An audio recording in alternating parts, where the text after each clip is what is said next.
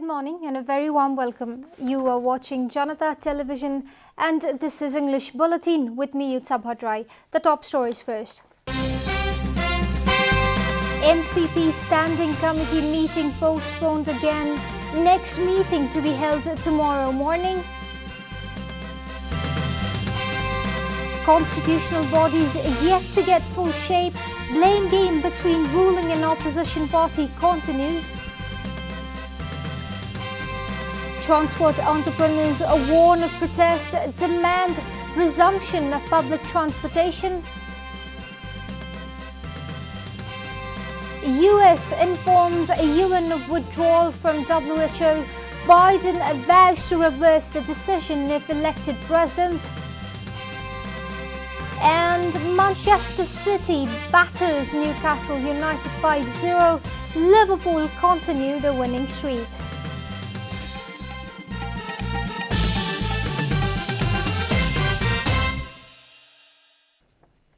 And now, the news in detail. The Standing Committee meeting of Nepal Communist Party has been postponed once again. The meeting, scheduled for 11 a.m. yesterday, has been deferred until tomorrow morning.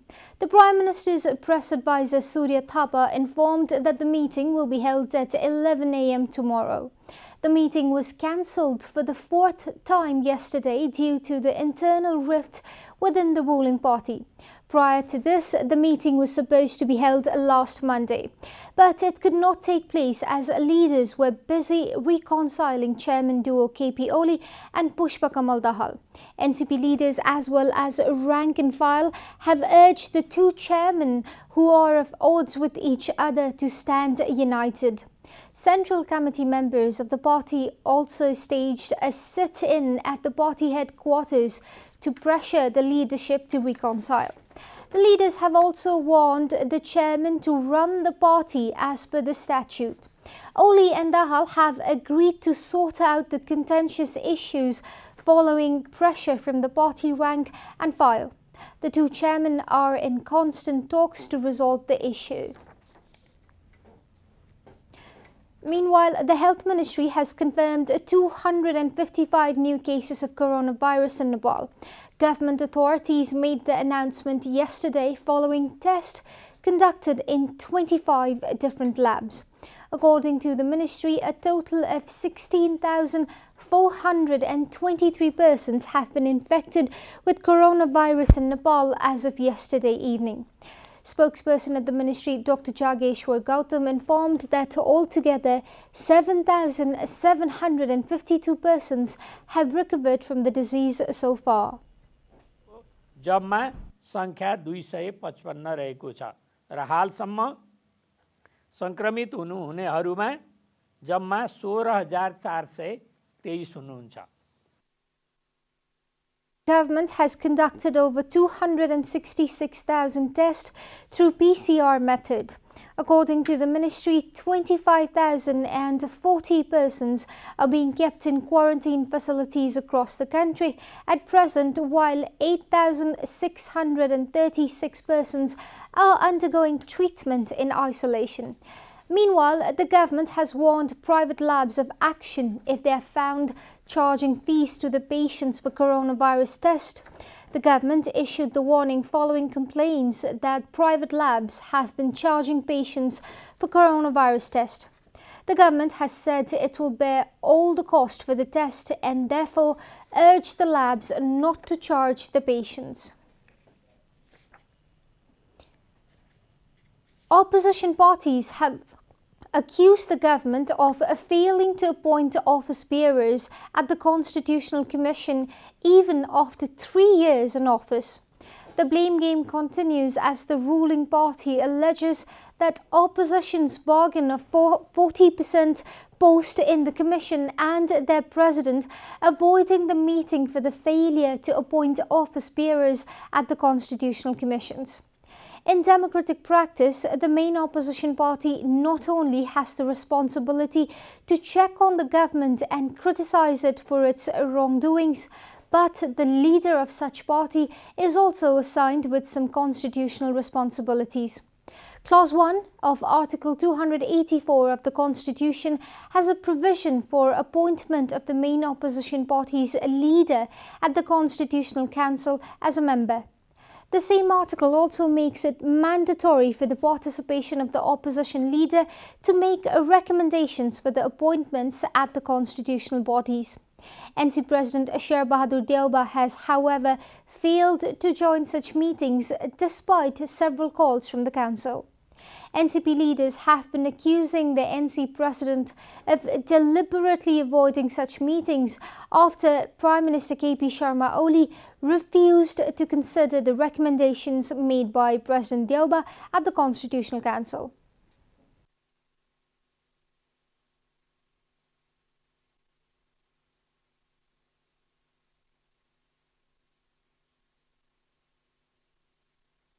सरकारले प्रतिपक्षको सहयोग लिन कोसिस नगर्ने, प्रतिपक्षले सरकारलाई चाहिँ रचनात्मक सहयोग गर्ने, त्यस्तो खालको चाहिँ कुराले गर्दाखेरि यो परिणाम निस्केको हो भन्ने मलाई लाग्छ। कतिपय अवस्थामा उहाँहरूको बीचमा संवादहीनताको अवस्था म देख्छु। उदाहरणको लागि सम्माननीय प्रधानमन्त्रीज्यू र प्रमुख प्रतिपक्षी दलका नेता मान्य पूर्व प्रधानमन्त्री शेरबहादुर देउवाको बीचमा कुराकानीहरू कयौं समयदेखि चाहिँ नभएको म पाउँछु। NC, however, has been dismissing such claims, citing President's busy schedule. The main opposition party has accused that the government has appointing members of the constitutional bodies unilaterally without discussing with the opposition parties. उपयुक्त राम्रा मान्छेहरू ती आयोगहरुमा ल्याउन हुने खालका मान्छेहरू ल्याउन सकियोस्, त्यही नै हाम्रो प्रयत्न हो। त्यसमा हामीले भागबण्डा कुनै मागेका छैनौं। NC had said there is no point in attending the Constitutional Council's meeting to rubber stamp the decision of the government. Nepal Student Union, the student wing affiliated to main opposition Nepali Congress, has demanded automated pricing mechanism to determine the price of petroleum products. NSU submitted a memorandum to Nepal Oil Corporation yesterday and urged to decrease the current price of petrol. NOC has made a profit of 3 billion rupees alone during the lockdown. NSU stated, hike in fuel prices by 5 rupees just because oil prices soared slightly in the international market is not only inappropriate but unscientific, NSU has specified in its memorandum. NSU has also demanded for scrapping of various taxes collected under different names in petroleum product. NSU President Rajiv Tungana requested the NOC to decrease the fuel price via alternative method for the present situation. Acting Director of NOC Surendra Kumar Paudel responded to NSU's memorandum as genuine demands and urged NSU to accept the price hike in fuel as a regular process.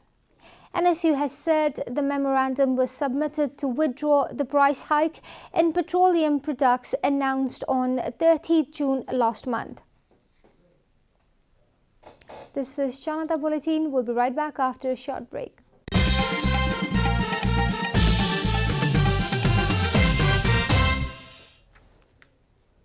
Welcome back. We continue with other national news.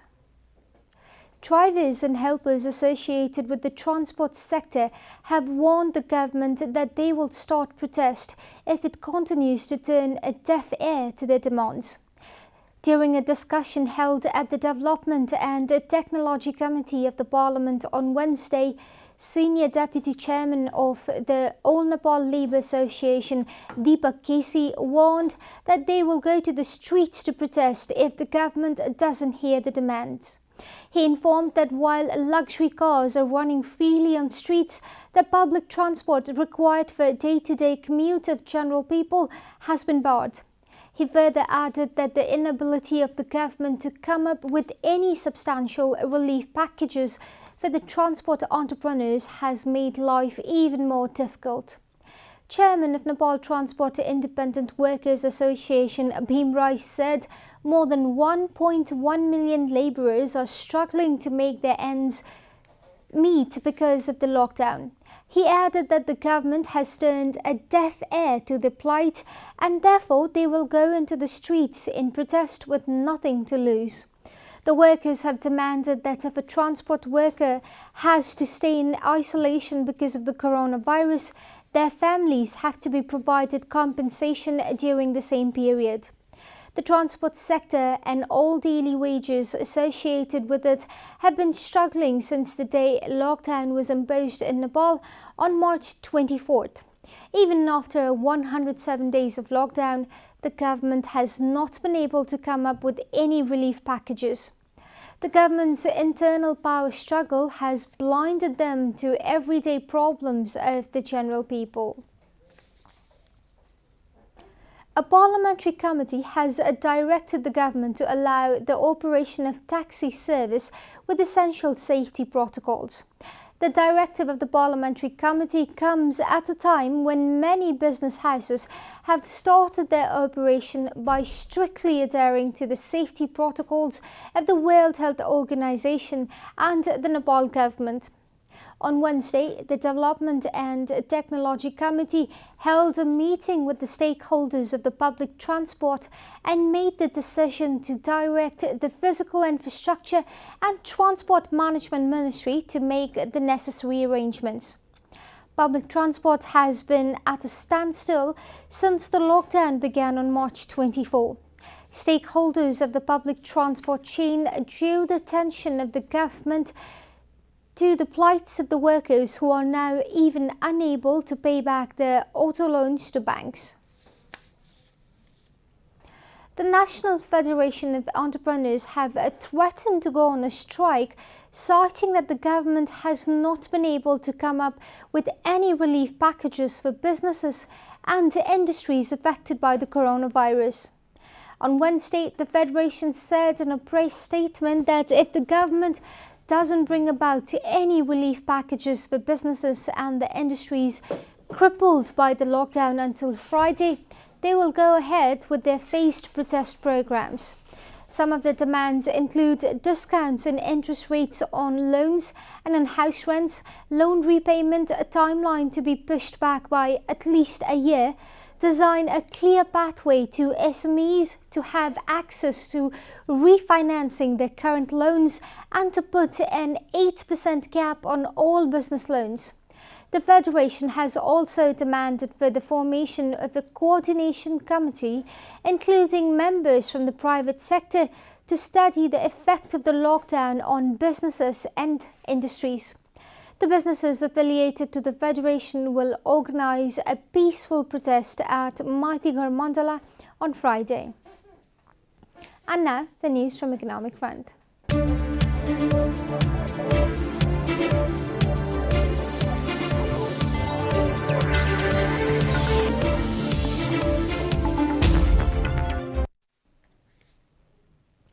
Investors at the share market, thrilled since the past few days, have been left disappointed yet again as share prices fell yesterday. The Nepal Stock Exchange Index, that had been steadily rising after the lockdown, dropped once more yesterday. The NEPSE index shrank to 1326.53 by 10.13 points. Sensitive index of A-listed companies also dropped by 2.64 points. Businesses and mutual fund indicators, however, saw improvement. Investors were let down as all other indicators declined yesterday. Share worth 2.78 million units from 179 different companies were traded in the market, taking the total investment to 1.79 billion rupees. Time for a short break here at Janata Bulletin. Stay tuned for international news.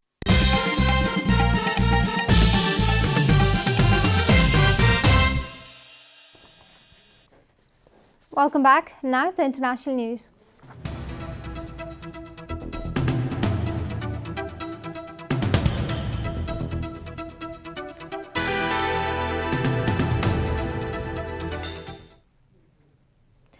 The Trump administration has formally notified the United Nations of its withdrawal from the World Health Organization, AP reported.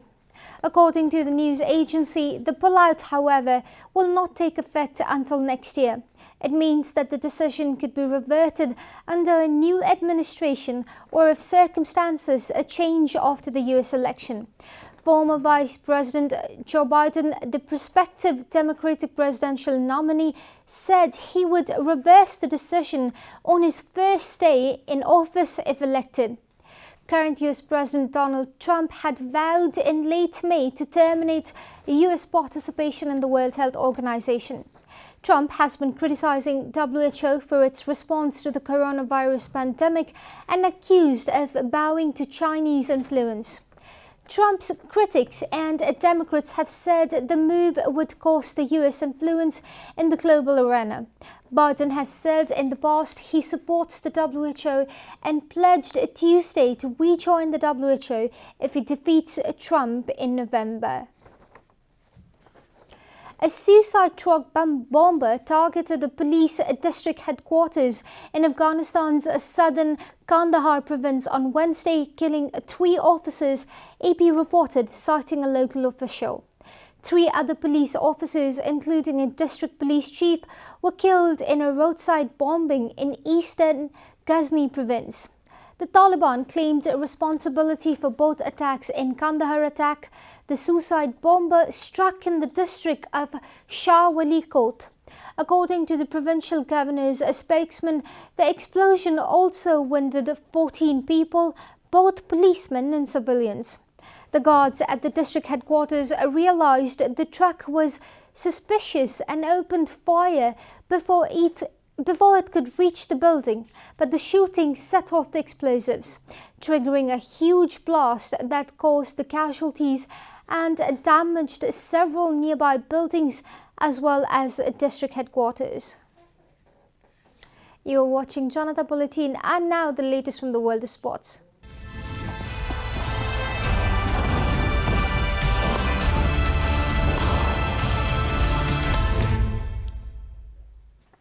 Manchester City bounced back from Sunday night's defeat at Southampton, scoring a mammoth 5 against Newcastle United on Wednesday night. Pep Guardiola's side became the first team in Premier League history to have 5 different players score at least 10 goals in a single season on Wednesday. It was, however, David Silva, the man of the match in the demolition job, as he provided the assist for Gabriel Jesus' opener, while Riyad Mahrez swept home the second from Kevin De Bruyne's pass, BBC reported. Newcastle's worst nightmare, however, came in the second half as Fernandes' own goal gave more advantage to City. David Silva added the 4th with a sublime free kick in the 65th minute before Raheem Sterling sealed the match right at the stoppage time. Champions Liverpool continued with their winning streak with a 3-1 victory against Brighton. First 2 goals came from Salah and Henderson as early as in the 6th and 8th minute. Brighton, however, fought back with a Trossard goal, but the spirit couldn't last long as Salah scored his second in the 76th minute. Meanwhile, Wolverhampton United, who are 6th at the table, were also defeated by the 7th placed Sheffield United. We are at the end of Janata Bulletin, and the headlines once again. NCP Standing Committee meeting postponed again. Next meeting to be held tomorrow morning. Constitutional bodies are yet to get full shape. Blame game between ruling and opposition parties continues. Transport entrepreneurs warn of protest, demand a resumption of public transportation. US informs United Nations of withdrawal from WHO. Biden vows to reverse the decision if elected president. And Manchester City batters Newcastle United 5-0. Liverpool continue the winning streak.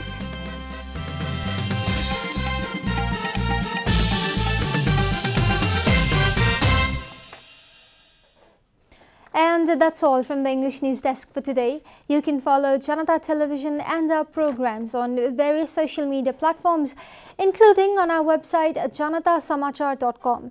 We urge all our viewers to follow government directive of the lockdown and follow healthy hygienic practices to keep safe from any infection. Keep washing your hands, keep watching Janata Television. Namaste.